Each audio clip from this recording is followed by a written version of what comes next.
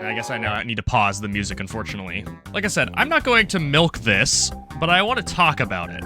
My first very confused thought is, why are there 2 ports? I've asked a lot of people about this, and they've responded, well, pal, there are 2 ports because you need to be able to dock the Switch. I don't get why there is a port in the bottom. Because why? It would make sense with the old design of the Switch, where you have to take the Joy-Cons off a certain direction. But the new design, you can take them off any direction. So we don't need to have a port in the bottom. We could just dock it upside down. And I get that maybe that would be weird to do because you'd have to turn it over and then do it. And it's not like a complaint, mind you. I'm just puzzled by it. And I kind of wonder how much money Nintendo would have saved per Switch console had they just had a port in the top. But the fact that there is a port in the top is a huge dub. I've been waiting for that and complaining about that since the Switch launched. It makes no sense why the port is in the bottom. It should have been in the top from the start so that you can have it sitting on its stand, charging. I have very little to say about this. This sound effect, I am a big fan and noticer of sound effects in various media. And so I notice when sound effects are similar and perhaps came from the same place. Awesome. You got no CC. This animation from 10 years ago, yes, I have a very, very weird memory. You hear it? Again, I noticed very strange things. It's not the same sound effect, but it is very close to where I wonder if they use the same source. That's all I have to add, really. What else could be added? It's the Switch 2. It's identical to all the leaks that we've seen. That little nodule, I don't get why they did it that way, but at the same time, I think people are freaking out about it a little bit too much. It is a completely guided plug-in. Like, it's on a track, man. If we didn't have the charge port of the Switch run out and die on us, we're not going to have this die. I know that the internet basically sifts all anger and vitriol to the top because it's attention grabbing, but I really hate how many people have been saying that Nintendo needed to reinvent the wheel here. If it ain't broke, don't fix it. And for a company that has not been doing 2K or 4K or even 60 FPS in every game, and the same is true of the entire industry, if Nintendo does 60 FPS, 1080p for every single game, sadly enough, they're ahead of the curve. For some reason, Starfield is 30 FPS. Like, it's not hard for them to pull ahead here in terms of tech.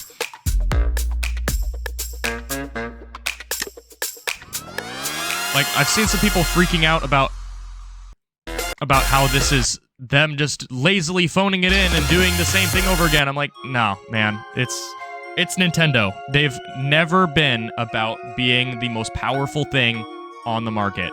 They have been about what kind of games they can design, and this is a peripheral that people have had great success designing around. It's very convenient, and it has an edge over everything else in the competition. Of course they're going to go back to this. Of course it's going to be successful.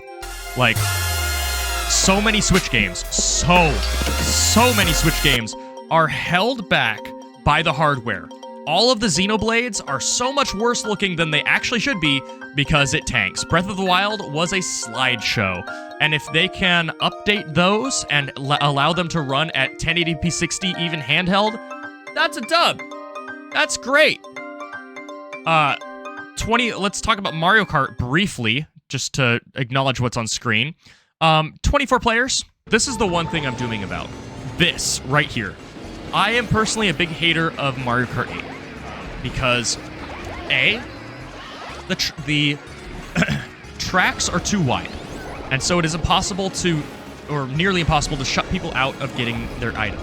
That's actually huge. Like, that is part of the purpose of Bananas, is making it so certain item boxes are off limits, and that makes Bananas worse because there were 12 racers in Mario Kart Wii, they had to nerf bananas by making them smaller so they occupy less of the screen, less of the track. They also had to make tracks wider, which again nerfs bananas.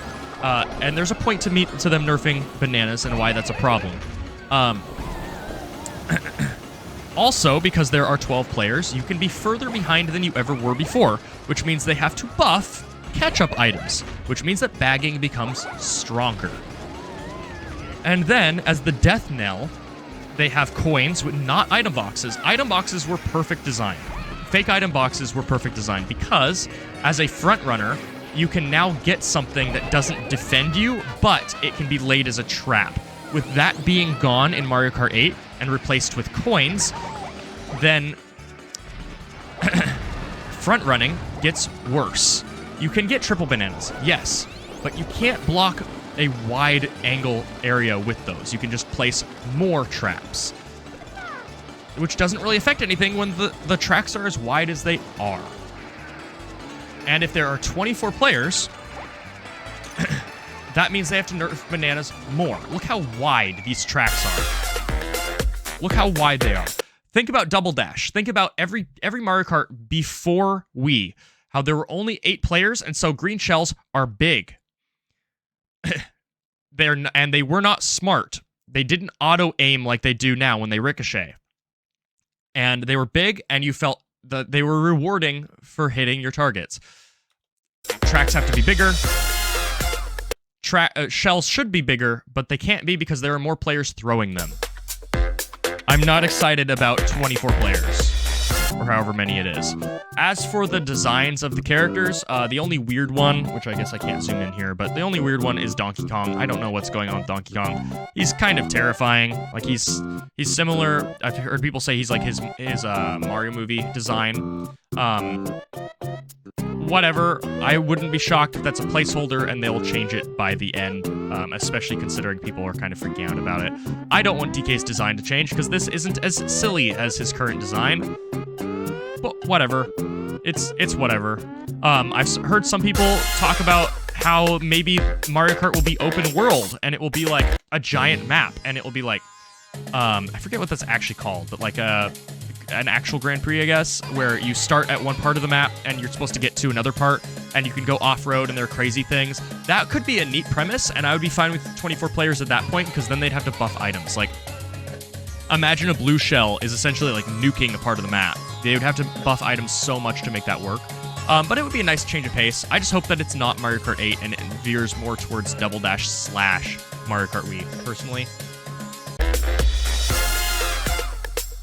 I also can't tell if cart building is a thing because these are very stock carts. I hope it's not. Again, I have problems with that. It makes it so everyone just solves for the best possible cart combination. Whereas, again, in Double Dash, there were upsides and downsides to every single cart. And some were definitely way better than others, but they also sometimes had balancing elements. The barrel train had a mechanic, or bug, one of the two, where despite it having the best stats basically across the board, or the best sum of stats, whenever it was hit by lightning, or a shock, it would veer way, way faster and further forward than any other cart, where it basically accelerated to like the equivalent of 300cc uncontrollably.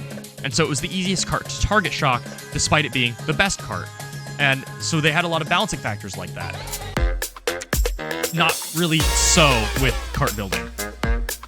And I will acknowledge the Switch 2 name in a moment here, once we get through Mario Kart. I do like the design of this this gas station. I'm trying to add stuff that people don't add. So first off, the cars are smaller. That's huge. The cars are appropriately sized for the carts. The lanes are a little bit too big, but normally it used to be that your cart was about the size, your cart and character was about the size of a wheel of a single car. Now, like, you can picture Mario climbing up into... Can people see my mouse? Yeah, okay. People can actually climb up into that semi. Like, that makes sense for Mario's scale. You're not living in the land of giants. That's a dub, in my opinion. It's something I've always thought was strange about the franchise. Also, keep in mind, these guardrails end, and so you can go off-road. What that means, you can't tell where there is, like, deep sand or whatever. The open world theory has credence. I like the ceiling or the roof of this little gas station, like, thing being, so it looks like there's fire there. Oh, that's an item. That's an item. It looks different from a normal item, doesn't it? It's orange. Again, I'm trying to add stuff that no one else has. That item is orange. I wonder if we'll get what has, there's a Shine Sprite back there. I wonder if we will get what Mario Kart Wii custom tracks have done, where they will have special item boxes that have better items than others, and they are marked differently. Like, you take a shortcut that's actually much longer, but it is guaranteed to have, like, triple mushrooms inside, or star. Because that looks different. That is an orange item box. Also, bear in mind that every Mario Kart track generally, or most Mario Kart tracks have some sort of reflection of some place that the franchise is inhabiting. And so seeing I don't know what this is in the background there. It almost looks like it's from Xenoblade 3. Actually, it looks like that's part of the track. Waluigi's back there, big dub. But Shine Sprite, also Squid back there. Shine Sprite makes me wonder if there's maybe some credence behind a Super Mario Sunshine 2. So let's talk about the name change of the Switch 2. I think that it is better. The Switch 2, I think, is going to be okay. I think it's going to be okay as a name. I think people will understand that it is a sequel. And I think this trailer really helps with it, too. Because the branding... Let's look at the Wii U trailer real quick. Because I guarantee you that it didn't do this. And a runner on second. Hernandez is... Worth noting, they are marketing this with the white Wii U. That doesn't help at all. People just see that and they think from a distance that it's a Wii. And then they show a Wiimote. That's bad marketing. It makes total sense. Also, look at this prototype Wii U gamepad. That's kind of cool. Circle pad technology. Also, then they say switch from the TV to the new controller. And we wonder why people thought that the Wii U was just a controller. And then they also show another iteration in the new series, which looks no different from the original. And so people who are like the layman are going to think, oh, well, guess what? It's just a controller. You can tell how bad the launch library is for the Wii U just by looking at this trailer. Really? Connect 4, essentially? That's what we're doing? Wii Sports? That's what we're doing? Terrible launch. Also, is his... Sorry. Is his fly... Hold on. Hold on. Is his fly unzipped? It kind of looks like it is, doesn't it? It really did. I really hope it was. Also... Oh, this is a woman. Oh, that makes it more awkward. But I'm pretty sure. I'm pretty sure. New controller. How I wish this had happened. How I wish this had happened. Instead, it was just a tech demo. Wasn't even playable. The future of the... Watch how they market this. Watch how they market it. The Wii. No U here. Oh, yeah, it's the Wii U. It's a controller. It's a controller, guys. It's a controller. Because the Switch isn't two separate pieces, like, no one on the planet is going to think that they can just buy new Joy-Cons and they have the new system, you know? At least with the Wii U, because it was marketed as the gamepad, people thought that it was compatible. I don't see a world where they think that there's anything you could do to upgrade your Switch to the Switch 2. I've harped on it before, and I will harp on it again. The thing that they can do to make this console sell is make all DLC free for Switch 1 games if you own a Switch 2. That is how they can do it and avoid the downfalls of the Wii U. Do this, Nintendo, and your console will sell. I started this by saying, I have nothing else to say that hasn't already been said, and I feel like I've said some stuff that I've never seen anyone else say in a video. Yay, I did it. I came up with something from what is a 2-minute trailer. I think I'm done. I think we're good. I think I got my thoughts out there. Maybe I upload this to YouTube. Maybe this is my second video for next week. That could be cool. 2 shorts this week. 2 actual, like, edited long form, but not serial content. Maybe. Who knows? I don't know what I'm doing. I just know that I'm a partner, and that's all that matters.